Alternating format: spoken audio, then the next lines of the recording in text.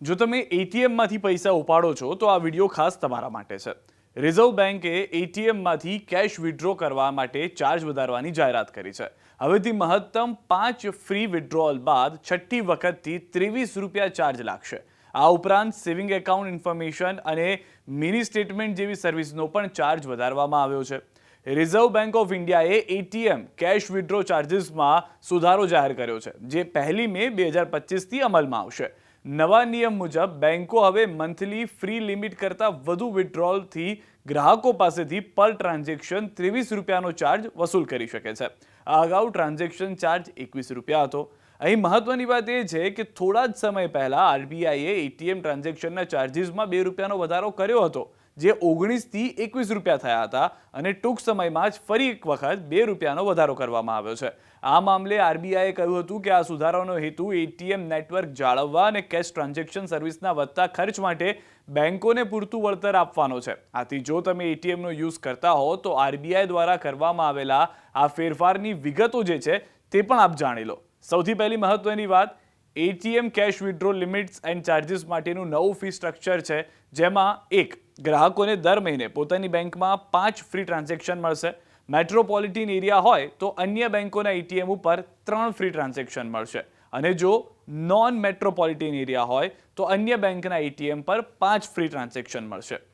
Free transaction પછીનો charge તમારી free transaction limit પૂરી થયા પછી જ થશે, જેના પર ટ્રાન્ઝેક્શનના ₹23 ચાર્જ લેવામાં આવશે, જે પહેલાં ₹21 હતો. આ નવા ચાર્જીસ કેશ રિસાયકલર મશીનો ઉપર પણ કરવામાં આવેલા કેશ ડિપોઝિટ ટ્રાન્ઝેક્શન સિવાયના ટ્રાન્ઝેક્શન પર પણ લાગુ થશે.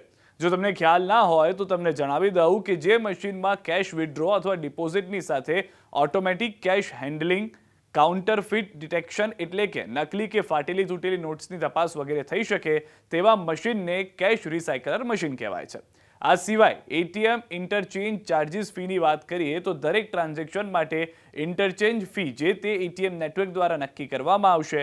હાલમાં ઇન્ટરચેન્જ ફી દરેક કેશ ટ્રાન્ઝેક્શન માટે ₹17 છે, અને નોન કેશ ટ્રાન્ઝેક્શન એટલે કે અન્ય સેવાઓ માટે ₹6 ચાર્જ લેવામાં આવે છે. આ નિયમ આગામી 1 મે 2025થી લાગુ થશે. આ ઉપરાંત એસબીઆઈ કાર્ડે તેના રિવોર્ડ પોઈન્ટ્સ પ્રોગ્રામમાં પણ ફેરફારની જાહેરાત કરી છે, જેમાં SBI select credit card specific transaction માટે હવે પહેલા કરતાં ઓછા રિવોર્ડ પોઈન્ટ્સ મળશે. આ પગલાંથી એવા ગ્રાહકો પર અસર થઈ શકે છે જેઓ ક્રેડિટ કાર્ડના સ્પેન્ડિંગમાં રિવોર્ડ પોઈન્ટ્સનો લાભ લેવા માંગતા હોય છે. બેંકને ભોગવવા પડતા ખર્ચ આ વધેલા ચાર્જીસ માટે મુખ્ય કારણ છે, કેમ કે એટીએમ મેન્ટેનન્સ ખર્ચમાં વધારો થયો છે. ઉપરાંત જ્યારે તમે બીજી બેંકના એટીએમનો ઉપયોગ કરો છો ત્યારે તમારી બેંક સામેવાળી બેંકને તે ચાર્જ આપે છે, જેને ઇન્ટરચેન્જ ચાર્જ કહેવામાં આવે છે. ઉદાહરણ તરીકે, જો તમે એચડીએફસી બેંકના ગ્રાહક છો અને આઈસીઆઈસીઆઈ બેંકના એટીએમમાંથી પૈસા ઉપાડો છો તો એચડીએફસી બેંક આઈસીઆઈસીઆઈ બેંકને તેના માટે ચાર્જ ચૂકવશે.